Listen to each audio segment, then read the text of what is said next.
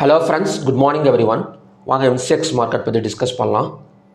Yesterday US oil நமக்கு ஒரு $4 பக்கம் டவுன் ஆகிருக்கு. அதாவது 84.70 இருந்து ஒரு 80.44 வரைக்கும் நமக்கு வந்து டவுன் ஆகிருக்கு.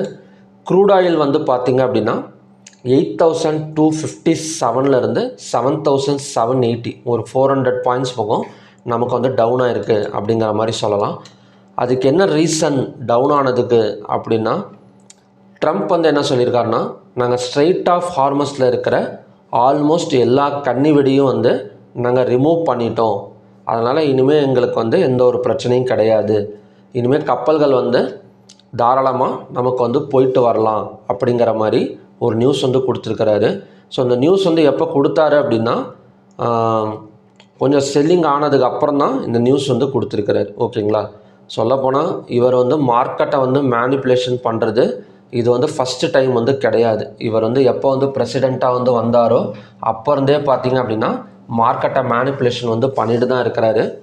இவரோட சன் நேமில் இருக்கிற கம்பெனி, அதாவது இவரோட சன் நேமில் இருக்கிற ஒரு கிரிப்டோ கம்பெனி வந்து பார்த்திங்க அப்படின்னா ஒரு நல்ல லாபத்தில் வந்து போயிட்டுருக்கு. ஸோ இது வந்து எல்லாத்துக்குமே வந்து தெரிஞ்சது தான். ஓகேங்களா? ஸோ இந்த நியூஸ் வந்ததுலேருந்து நமக்கு வந்து பார்த்திங்க அப்படின்னா கொஞ்சம் செல்லிங் கன்ஃபர்மேஷன் வேணால் எடுத்துக்கலாம் அப்படிங்கிற மாதிரி இருக்கும். அது மட்டும் இல்லாமல் இவர் வந்து வார்னிங்கும் கொடுத்துருக்கிறார் ஈரானுக்கு. அதாவது இனிமேட்டு வந்து ஏதாவது ஒரு கன்னி வெடி அவங்க வந்து வச்சாங்க அப்படின்னா தாக்குதல் வந்து மிக அதிகமாக இருக்கும் அப்படிங்கிற மாதிரி ஒரு வார்னிங்கும் பண்ணியிருக்கிறாரு. ஸோ இந்த நியூஸ் வந்து எப்படி பார்க்கலாம் அப்படின்னா, அதாவது கன்னி வெடியை எடுத்துட்டனால அந்த இடத்துல போகிற கப்பல்கள் வந்து இனிமேல் வந்து ஃப்ரீயாக போகும். ஸோ ஆயில் சப்ளை வந்து நடக்கிறதுக்கு பாசிபிலிட்டி இருக்குது அப்படிங்கிற மாதிரி தான் ஸோ இந்த நியூஸை வந்து நாம் வந்து எடுத்துக்கணும். ஸோ நெக்ஸ்ட் வந்து க்ரூட் ஆயில் இன்வென்ட்ரி டேட்டா இருக்குது. இன்றைக்கி க்ரூட் ஆயில் இன்வென்ட்ரி டேட்டாவை பற்றி அமெரிக்கன் பெட்ரோலியம் இன்ஸ்டிடியூட் வந்து எந்த மாதிரி வந்து எஸ்டிமேட் பண்ணியிருக்காங்க அப்படின்னா, rose by 4.2 million barrels in this week அப்படிங்கிற மாதிரி ஒரு டேட்டா வந்து எஸ்டிமேட் பண்ணுறாங்க. ரோஸ் பை அப்படின்னாலே ஸோ அளவுக்கு அதிகமாக ஸ்டோரேஜ் இருக்குதுன்னு தான் அர்த்தம். அதாவது 4.2 மில்லியன் பேரல்ஸ் அதிகமாக இருக்குது அப்படிங்கிற மாதிரி தான் எஸ்டிமேட் வந்து பண்ணியிருக்காங்க. அதிகமாக இருக்குது அப்படின்னா ஸோ அதுவுமே வந்து நமக்கு வந்து ஒரு சப்ளை நியூஸ் தான். ஸோ இந்த மைன்ஸ் ரிமூவ் ஒரு சப்ளை நியூஸ் தான். அதே மாதிரி எஸ்டிமேட் ஏபி எஸ்டிமேட் பண்ணியிருக்கிறதும் ஒரு சப்ளை நியூஸ் தான்.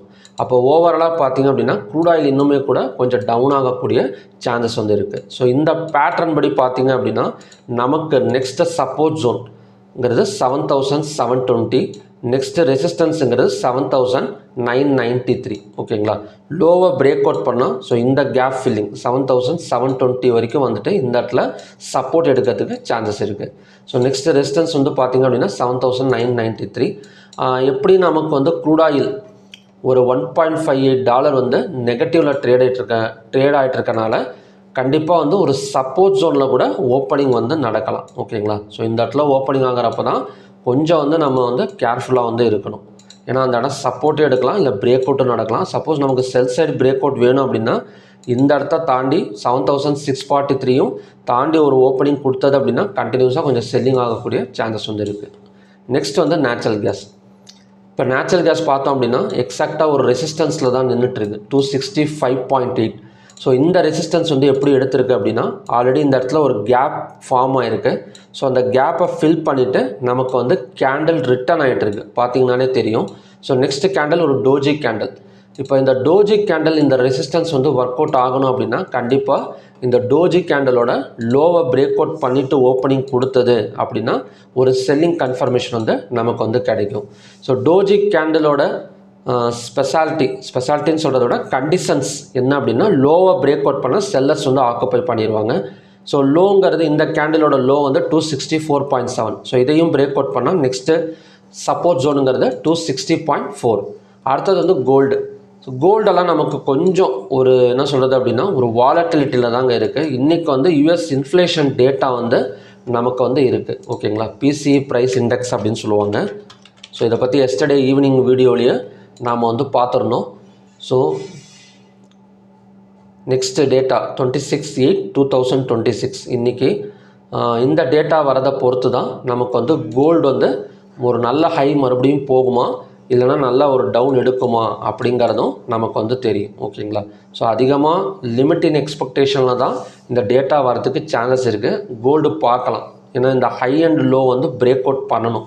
இப்போதைக்கு ஹை வந்து பார்த்திங்க அப்படின்னா 4695ல் ட்ரேட் ஆகிட்டுருக்கு.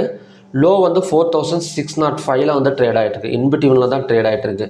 ஸோ அப்படி பார்க்குறப்ப கோல்டுக்கு செல் சைட் பிரேக் அவுட் பாயிண்ட்டுன்னு எடுத்துக்கிட்டோம் அப்படின்னா 1,62,581.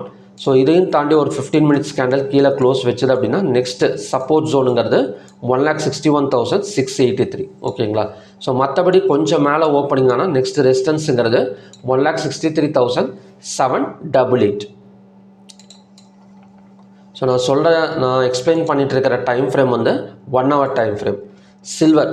ஸோ சில்வர் நமக்கு வந்து 2,40,828ல் ஒரு சப்போர்ட் எடுத்துகிட்டு மேலே வந்துட்டுருக்கு.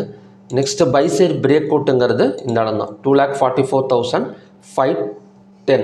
ஸோ இதையும் பிரேக் அவுட் பண்ணால் 2,48,175 வரைக்கும் வந்துட்டு அந்த இடத்துல ரெசிஸ்டன்ஸ் எடுக்கிறதுக்கு சான்சஸ் இருக்குது. ஸோ எப்படி பார்த்தாலுமே அந்த ரிசல்ட் வர வரைக்கும், ஸோ அந்த ரிசல்ட் எப்போ சொல்லியிருக்காங்க அப்படின்னா எப்படியும் நைட்டு தான் வரும். ஒரே நிமிஷம்.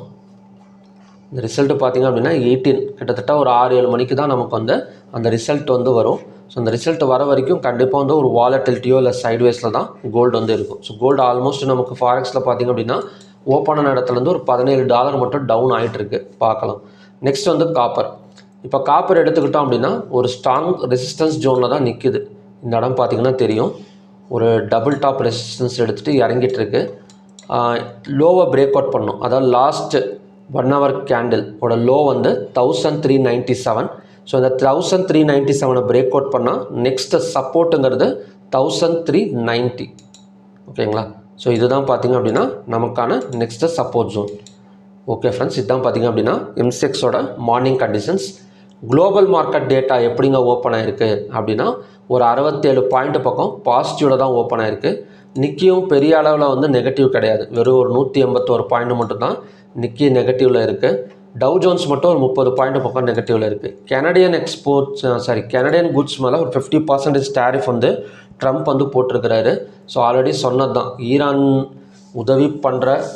உதவி பண்ணுற நாடுகள் மேலே நாங்கள் கடுமையாக தாக்குதல் பண்ணுவோம் அப்படின்னு சொல்லி எக்கனாமிக் டீடெயிலை வந்து அவர் அனௌன்ஸ்மெண்ட் வந்து பண்ணியிருந்தார். அதுக்கு ஃபஸ்ட்டு ஸ்டெப்பாக வந்து கெனடியன், நெக்ஸ்ட்டு வந்து சைனா, நேற்று வந்து இந்தியாவோட 4 கம்பெனிஸ் ஷிப்பிங் கம்பெனிஸ் மேலே இவர் வந்து ஒரு சாங்ஷன் வந்து கொடுத்துருக்கிறாரு. ஸோ ஓவராலாக இப்போ வந்து பொருளாதார ரீதியாக என்ன சொல்கிறது அப்படின்னா ஒரு எக்கனாமிக்கல் ப்ரெஷர் வந்து ஈரானுக்கு கொடுக்கணும் அப்படின்னு சொல்லிட்டு மற்ற நாடுகளெல்லாம் தொந்தரவு பண்ண ஆரம்பிச்சிருக்கிறாரு அப்படிங்கிற மாதிரி எடுத்துக்கலாம்.